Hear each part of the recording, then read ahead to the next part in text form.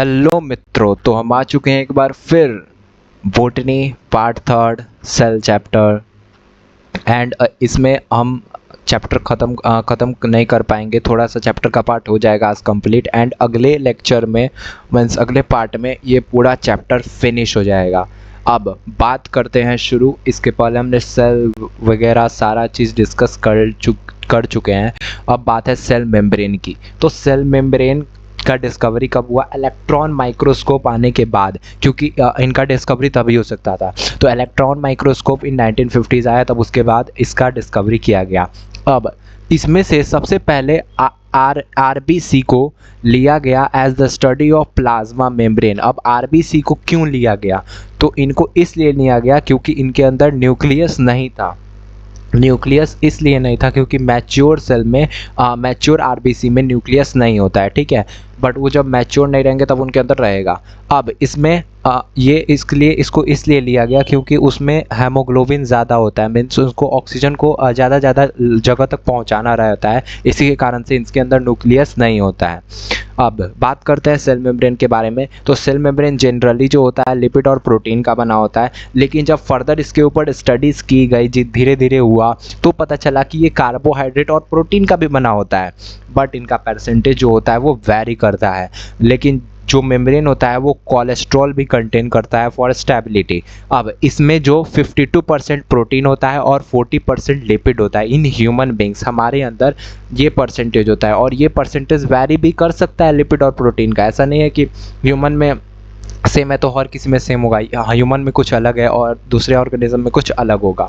अब बात करते हैं लिपिड की। हमने यहाँ पे बात की कि लिपिड से बना होता है सेल मेम्ब्रेन, बट लिपिड, अब लिपिड की बात करते हैं।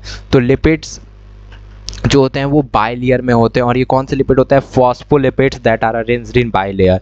फॉस्फोलिपिड ये लिपिड है, यहाँ पे देख रहे होगे फॉस्फोलिपिड ये। अब यहाँ पे जो ये तुम देख रहे हो ये पूरा स्ट्रक्चर, इसमें ये इस पार्ट को अपन लोग बोलते हैं हेड, और इस पार्ट को अपन लोग बोलते हैं टेल। ये वाला पार्ट है हेड और ये वाला पार्ट है टेल। अब लिपिड जो होता है वो अरेंज होता है, पोलर हेड जो होता है वो बाहर की तरफ होता है। अब इसके पीछे एक रीज़न है, पोलर हेड जो होता है वो हाइड्रोफिलिक होता है। अब इसी के कारण से ये बाहर की तरफ प्रेजेंट होता है। बट जो टेल वाला पार्ट है वो हाइड्रोफोबिक होता है, मतलब वाटर से फियरेबल होता है, मीन्स उसको वाटर से डर लगता है, जिसके कारण से वो जो होता है वो डाउनवर्ड प्रेजेंट होता है, ठीक है। अब नीचे इसलिए प्रेजेंट होता है क्योंकि इसको एक्वस इन्वायरमेंट से बचाया जा सके, ठीक है। इसको एक्वस इन्वायरमेंट से बचाया जा सके। यहाँ पे साफ साफ लिखा भी हुआ है, polar head towards the outer side and the hydrophobic tails towards the inner part. This ensure the जो कि नॉन पोलर टेल है वो एक्वस इन्वायरमेंट से प्रोटेक्टेड रहे। अब इसी पे ये एक डायग्राम बनाया गया है जहाँ से अच्छे से समझ सकते हो। मैंने तुम्हें बताया क्या कि लिपिड में अरेंज होता है जो कि बाइलेयर होता है। ये पहला लेयर हो गया, ये दूसरा लेयर हो गया, दो लेयर हो गया। ये हेड पार्ट हो गया और ये कौन सा पार्ट हो गया? ये टेल पार्ट हो गया। उसी के बीच में अब यहाँ पे कुछ कुछ प्रोटीन रहते हैं, जैसे ये प्रोटीन हो गया, ये प्रोटीन और ये प्रोटीन, ये प्रोटीन। अब प्रोटीन में दो तरीके के प्रोटीन होंगे। अब इसमें जो प्रोटीन मेम्ब्रेन से अटैच रहेगा, मीन्स ये जैसे मेम्ब्रेन है तो मेम्ब्रेन के बाहर ऐसे मेम्ब्रेन से अटैच हुआ, इसको बोलेंगे पेरिफेरल प्रोटीन। बट जो मेम्ब्रेन में पूरे तरीके से एम्बेडेड है, मतलब मेम्ब्रेन में धंसा हुआ है, मेम्ब्रेन में है, मेम्ब्रेन में घुसा हुआ है, उसको बोलेंगे इंटीग्रल प्रोटीन। जैसे ये वाला नाम से ही पता चल रहा है इंटीग्रल, मतलब उसके अंदर होगा। तो ये मेम्ब्रेन के अंदर रहता है, जैसे ये वाला हो गया, यहाँ पे ये वाला हो गया, ये वाला हो गया। अब ये जो यहाँ पे प्रोटीन है, यानी जो पेरिफेरल प्रोटीन है, जो बाहर के साइड का प्रोटीन है, इस पे कभी कभार आके शुगर के मॉलिक्यूल्स चिपक जाते हैं। तो ये क्या हो गया? ये शुगर हो गया, ठीक है। और बाकी इसमें सारी चीज़ मैंने तुम्हें बता दिया। अब एक बात याद रखना, ये डायग्राम कभी कभार आ जाता है, इसी से इसको अच्छे से याद करना, मतलब अच्छे से देख भी लेना, लेबलिंग वगैरह आ जाती है। अब यहाँ पे ये वाला पार्ट है, इसको बोलेंगे कोलेस्ट्रॉल। कोलेस्ट्रॉल मैंने शुरुआत में बताया था कि मेम्ब्रेन कोलेस्ट्रॉल भी कंटेन करता है, क्योंकि for membrane also contain cholesterol for stability. अब यहाँ पे ये जो है इसको एक मॉडल भी दिया गया। तो सिंगर एंड निकोलसन 1972 में आते हैं और उन्होंने एक मॉडल दिया जिसका नाम था फ्लूइड मोजाइक मॉडल। अब इस मॉडल के अनुसार जो इस क्वासी फ्लूइड नेचर है इस लिपिड का, यही इसी के कारण से जो मूवमेंट हो पाता है प्रोटीन का, इसी क्वासी फ्लूइड नेचर के कारण हो पाता है। अब ये जो फ्लूइड नेचर है इस मेम्ब्रेन का, ये इसलिए इसका इम्पोर्टेंस किस लिए है, तो इसका इम्पोर्टेंस इसलिए भी है क्योंकि इससे सेल ग्रोथ, इससे intercellular junctions, secretion, endocytosis, cell division, ये सारे फंक्शन परफॉर्म करता है। यहाँ पे फंक्शंस दिए हुए हैं, ठीक है। अब सिंगर एंड नोकल्शन, बट भाई अब ये इसमें मैंने ये तो बता दिया कि फ्लूइड मोजाइक मॉडल है, बट इसमें अब ट्रांसफ़र कैसे होता है प्रोटीन का, तो मूवमेंट कैसे होता है, तो मूवमेंट बेसिकली होता है दो में, active transport and passive transport. अब पैसिव ट्रांसपोर्ट कुछ नहीं है, मैं तुम्हें सिंपल सी बताता हूँ। पैसिव ट्रांसपोर्ट में एक प्रोटीन है, वो प्रोटीन लो कंसंट्रेशन से हाई कंसंट्रेशन भेज रहा है, मतलब एक जगह जहाँ पे देखो ना, जैसे यहाँ पे ये ज़्यादा है, ठीक है, बट यहाँ पे ये कम है, तो higher to lower passive transport, तो यहाँ पे ये ज़्यादा है, ये कम है, तो यहाँ से इसको भेजना हुआ तो एकदम आसानी से भेज देंगे, डायरेक्ट डालेंगे और ये बाहर की तरफ अंदर की तरफ आ जाएगा। बट अगर यहाँ पे कम है और हमें इसको यहाँ पे भेजना है, तो इसके लिए थोड़ा एनर्जी चाहिए होगा कि ये अंदर जाए, क्योंकि वहाँ पे कम है और यहाँ पे ज़्यादा है। तो यहाँ जहाँ पे एनर्जी का उपयोग हो जाए, एटीपी का उपयोग हो जाए, वहाँ पे होता है एक्टिव ट्रांसपोर्ट।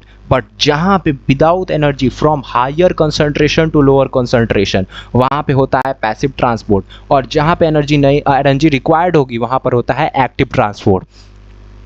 अब वहीं नीचे लिखा हुआ है, बट कुछ होते हैं न्यूट्रल सॉल्यूट्स होते हैं जो डायरेक्ट ही आ सकते हैं, तो वो होते हैं, वो उस प्रोसेस को बोलते हैं डिफ्यूज़न, जो कि यहाँ पे हुआ है, ठीक है। अब यहाँ पर एक सिंपल सा बात है कि देखो, जो यहाँ पे वहीं लिखा हुआ है, पोलर मॉलिक्यूल्स होते हैं वो उस नॉन पोलर लिपिड की जो बाई लेयर है उससे क्रॉस नहीं कर पाएंगे, तो उसके लिए एक कैरियर प्रोटीन बनाया गया है, ठीक है। यहाँ पे ये जो है, ये एक कैरियर प्रोटीन है, ठीक है। यहाँ पे ये वाला जो है, ये कैरियर प्रोटीन है, क्योंकि जो नॉन पोलर है वो नॉन पोलर लिपिड की जो ये लेयर है उससे पोलर मॉलिक्यूल्स पास नहीं कर पाएंगे, इसी से ये कैरियर प्रोटीन है, ताकि जो इसी के अंदर से, इसके अंदर से ये डायरेक्ट इनका ट्रांसफ़र हो सके। और इसी को बोला जाता है फैसिलिटेटेड डिफ्यूज़न, क्योंकि यहाँ पर एक फैसिलिटी प्रोवाइड की गई। किसकी फैसिलिटी प्रोवाइड की गई? इंटीग्रल प्रोटीन की फैसिलिटी इन लोगों को प्रोवाइड की गई, ताकि ये बाहर से अंदर आ सके, इसी से इसका नाम होता है फैसिलिटेटेड डिफ्यूज़न। और इसमें जो होता है, कुछ मॉलिक्यूल्स और आयंस लोअर से हाई चले जाते हैं, वहीं एक्टिव ट्रांसपोर्ट मैंने तुम्हें बताया, ठीक है। और उसमें एटीपी का यूज़ होता है, ठीक है। और इसका वही डिफिनीशन यहाँ पे लिखी हुई है। एक इंपॉर्टेंट एग्जांपल है Na+ और K+ पंप, इसको अच्छे से देख लेना, ये एग्जांपल इंपॉर्टेंट है। अब सेल वॉल, तो सेल वॉल बेसिकली कुछ नहीं होता है, एक नॉन लिविंग रिजिड स्ट्रक्चर होता है, ठीक है, जो कि आउटर कवरिंग बनाता है प्लाज्मा मेम्ब्रेन के बाहर फंगी और प्लांट्स में। किसके बाहर? प्लाज्मा मेम्ब्रेन के बाहर, फंगी और प्लांट में। सेल वॉल का काम केवल शेप देना नहीं, बल्कि सेल को प्रोटेक्ट भी करना फ्रॉम मैकेनिकल डैमेज और इन्फेक्शन से।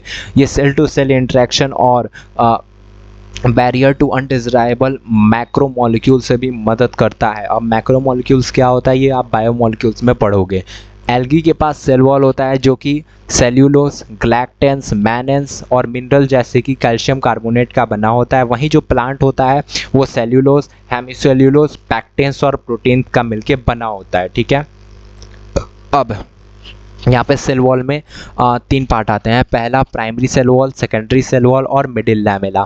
तो जो cell wall young plant cell का तुम देखोगे, तो उसमें जो प्राइमरी सेल वॉल है, मतलब ये यंग प्लांट सेल है, ठीक है ना। अगर इसमें ये प्राइमरी वॉल जो है, ये वाली,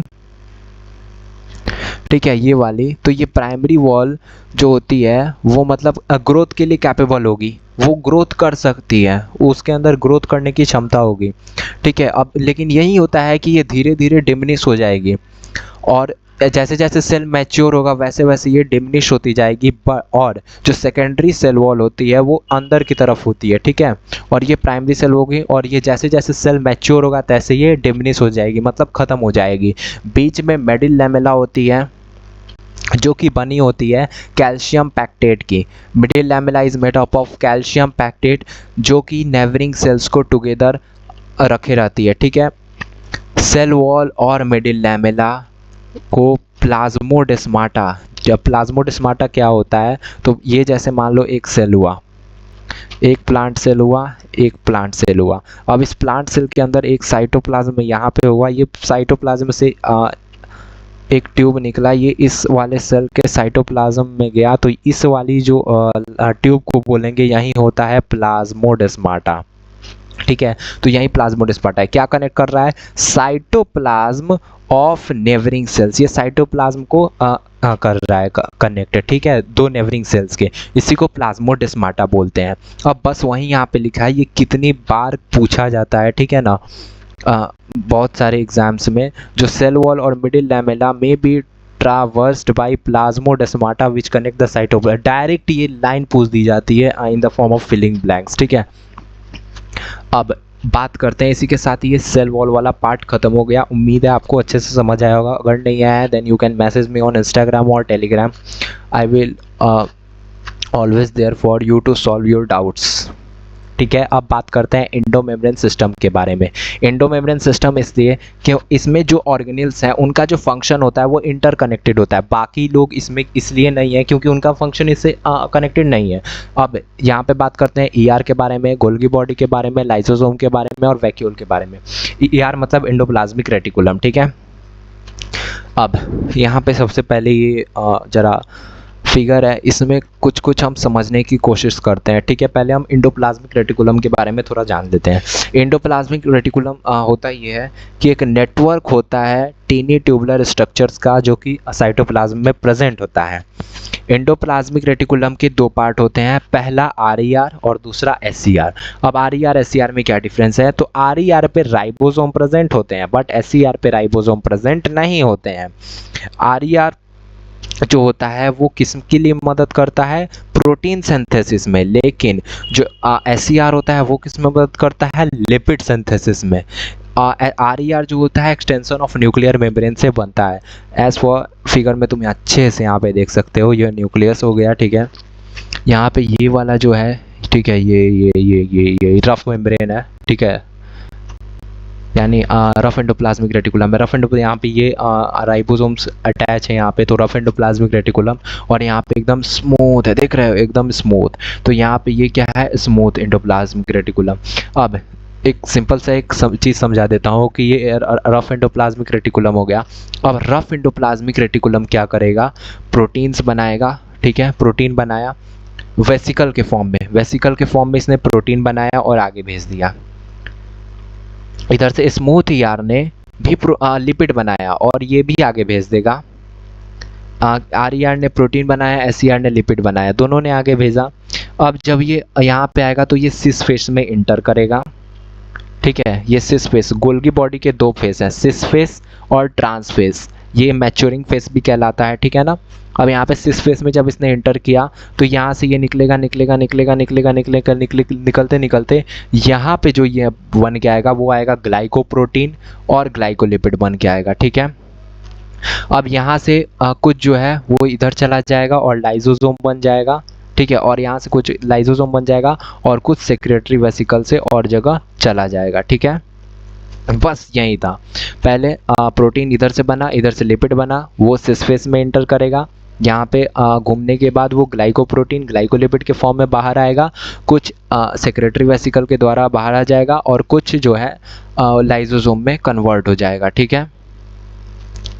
अब इसके बाद बात करते हैं अपन लोग गोल्गी बॉडी के बारे में। तो कैमिलियो गोल्गी 1898 में उन्होंने पहली बार इसको ऑब्जर्व किया था और कैमिलियो गोल्गी के फॉर गिविंग हिम, इन्हीं को मतलब क्या बोलते हैं उसको, ट्राइब्यूट देने के लिए इसका नाम गोल्गी एपरेटस या फिर गोल्गी बॉडी रखा गया था। तो ये डेंसली स्टेन्ड रेटिकुलर स्ट्रक्चर होता है, न्यूक्लियस के बगल में बहुत सारे फ्लैट डिस्क शेप या फिर में प्रेजेंट होता है। अब यहाँ पे एक पार्ट आता है, इसको बोलते हैं किस्टने, ठीक है। और ये वाला फेस तो मैंने तुम्हें बता ही दिया था कि ये क्या है, सिस फेस है। ये वाला क्या है, ट्रांस फेस है, इसे मैच्योरिंग फेस भी बोलते हैं, ठीक है। गोल्गी एपरेटस बेसिकली पैकेजिंग का काम करता है, ठीक है। मैंने तुम्हें बताया था कि उधर से आया और यहाँ पे ग्लाइकोप्रोटीन या ग्लाइकोलिपिड बना के आगे भेजेगा, कुछ सेक्रेटरी वेसिकल की तरफ चला जाएगा और कुछ लाइसोसोम में कन्वर्ट हो जाएगा। यहीं पे Golgi apparatus is the important site of formation of glycoproteins and glycolipid, जो कि बात मैंने तुम्हें बता दी थी। अब लाइसोसोम बेसिकली मेम्ब्रेन वॉन्ड वेसिकुलर स्ट्रक्चर्स होते हैं जो कि पैकेजिंग के दौरान बनते हैं गोल्गी apparatus से। मैंने पहले ही बताया था कि ग्लाइकोप्रोटीन ग्लाइकोलिपिड बने, उधर से क्या बन जाएगा, तुम्हारा लाइसोसोम बन जाएगा। अब लाइसोसोम किससे बने हैं, गोल्गी apparatus से। ये हाइड्रोलिटिक एंजाइम्स में बहुत ज़्यादा होता है। हाइड्रोलिटिक एंजाइम मतलब जिसमें एसिडिक पीएच इनको चाहिए होता है मतलब एसिडिक पीएच जब इनको मिल जाएगा तो ये अपना एंजाइम एक्टिवेट कर देते हैं और अगर कोई डेड सेल या फिर कुछ आ गया होगा तो उसको ये ख़त्म कर देंगे। इसी से इसको suicidal bag of the cell भी बोला जाता है। ये एंजाइम किस लिए होते हैं, ये एंजाइम कैपेबल होते हैं कार्बोहाइड्रेट, प्रोटीन, लिपिड और न्यूक्लिक एसिड को डाइजेस्ट करने में ये कैपेबल होते हैं, ठीक है। अब बात करते हैं वैक्यूल के बारे में। तो वैक्यूल एक मेम्ब्रेन बॉन्ड ऑर्गेनेल है जो कि वाटर, सैप, एक्सक्रीटरी प्रोडक्ट्स और भी अदर मिनरल्स कंटेन करता है। वैक्यूल सिंगल मेम्ब्रेन से बॉन्ड होता है जिसको टोनोप्लास्ट बोलते हैं। प्लांट सेल, अब ये टोनोप्लास्ट एक बात, प्लांट वैक्यूल का जो मतलब वॉल होता है उसको टोनोप्लास्ट बोलते हैं। प्लांट सेल में जो वैक्यूल होता है वो 90% एरिया कवर किया होता है, 90%। You can think the tonoplast जो होता है वो नंबर ऑफ बहुत सारे आयंस और मटेरियल्स का यहाँ आप साइटोप्लाज्म से अंदर, वैक्यूल से बाहर, अंदर बाहर करने का काम करता है।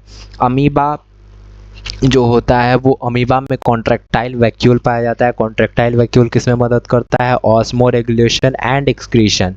बहुत सारे सेल जैसे कि प्रोटिस्ट हो गए, इसमें फूड वैक्यूल्स बन जाते हैं क्योंकि बाहर से कोई पार्टिकल्स आया उन्होंने इसको इनगल्फ कर लिया तो इनके अंदर फूड वैक्यूल क्रिएट हो गया, ठीक है, जैसे कि प्रोटिस्ट और भी बहुत सारे सेल्स में होता है। तो इसी के साथ आज के लिए बस इतना ही, ठीक है। मिलते हैं अगले लेक्चर में, तब तक के लिए पढ़ते रहो और सब्सक्राइब भी कर दो यार। एंड कोई डाउट हो तो मुझे इंस्टाग्राम और टेलीग्राम से पूछ सकते हो, ठीक है। Okay, bye and thank you.